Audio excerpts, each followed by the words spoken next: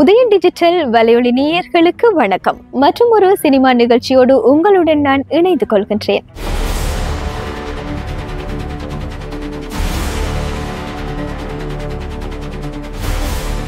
பொறியியல் கல்லூரி முதல்வர் மயில்வாகனன் இப்படி ஒரு மாணவனை போல நீங்கள் ஆகிவிடக்கூடாது என்று முன்னாள் மாணவரான டிராகன் என்கின்ற ராகவனை உதாரணமாக காண்பிக்கின்றார். அவர் அப்படி சொல்ல என்ன காரணம்? 48 அரியர்களை வைத்திருந்த அந்த டிராகன் அப்படி வேறு என்ன செய்தார்? இப்போது அவர் என்னவாக இருக்கின்றார் என்பதுதான் கதை. கெத்தான கல்லூரி வாழ்க்கை, அங்கு அவளே உலகம் என இருக்கும் காதல், பேராசிரியர்களை மதிக்காத தெனாவிட்டு அரியருடன் வெளியேறி பெற்றோரை ஏமாற்றும் பிழைப்பு, குறுக்கு வழி முன்னேற்றத்துக்காக செய்யும் ஒரு பிராடத்தனம், அதுவே ஒரு நாள் வாழ்வின் மொத்த சுகத்துக்கும் எமனாக வந்து நிற்கும் துயரம் என ஒரு இளைஞனின் வாழ்வியலை இயல்பாக படமாக்கி இருக்கின்றார் இயக்குனர் அஸ்வத் மாரிமுத்து. முதல் பாதையில் எழும் பிரச்சனைகள் இரண்டாம் பாதையில் இன்னும் எழுந்து சிக்கலுக்குள் சிக்கிக்கொள்ள அதை கடைசியில் உடைக்கும் விதமான திரைக்கதை கொஞ்சம் டல் அடித்தாலும் நெஞ்சில் பெல் அடிக்கின்றதாக கூறப்படுகின்றது. ஒரு கேரக்டரை கெட்டவனாக காட்ட சிகரெட், மது உள்ளிட்ட விடயங்களை விட்டுவிட்டு நம் இயக்குநர்கள் வேறு ஏதாவது யோசித்தால் நன்றாக இருந்திருக்கும் என்று சொல்லப்படுகின்றது. ஹீரோ அடிக்கடி பிடிக்கும் சிகரெட்டுகளில்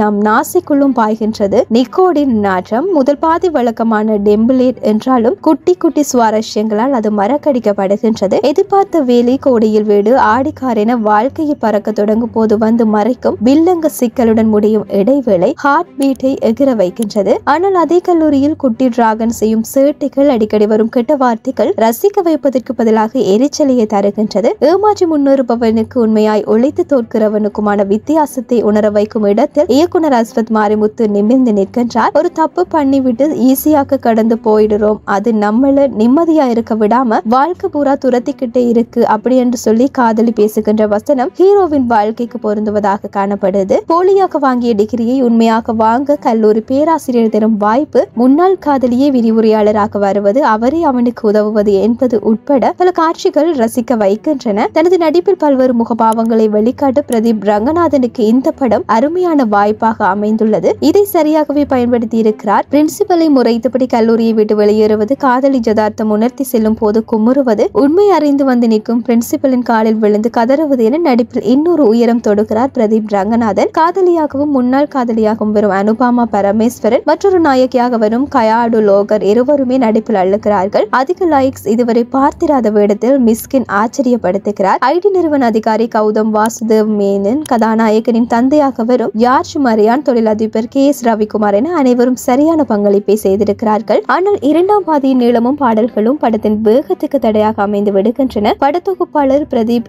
ராகவ் அதில் கொஞ்சம் கவனம் செலுத்தி இருக்கலாம். நிகேத் பொம்மையின் ஒளிப்பதிவு காட்சிகளோடு ஒன்ற வைக்கின்றது. லியோன் ஜேம்ஸ் இசையில் சில பாடல்களும் பின்னணி இசையும் ரசிக்க வைக்கின்றன. சில குறைகள் இருந்தாலும் கவர்கின்றான் இந்த டிராகன். இது போன்ற சுவாரஸ்யமான மற்றும் ஒரு சினிமா தகவலுடன் உங்களை சந்திக்கும் வரை உங்களிடமிருந்து விடைபெற்றுக் கொள்ளும் நான் லிஷா தரணேஸ்வரன். நன்றி.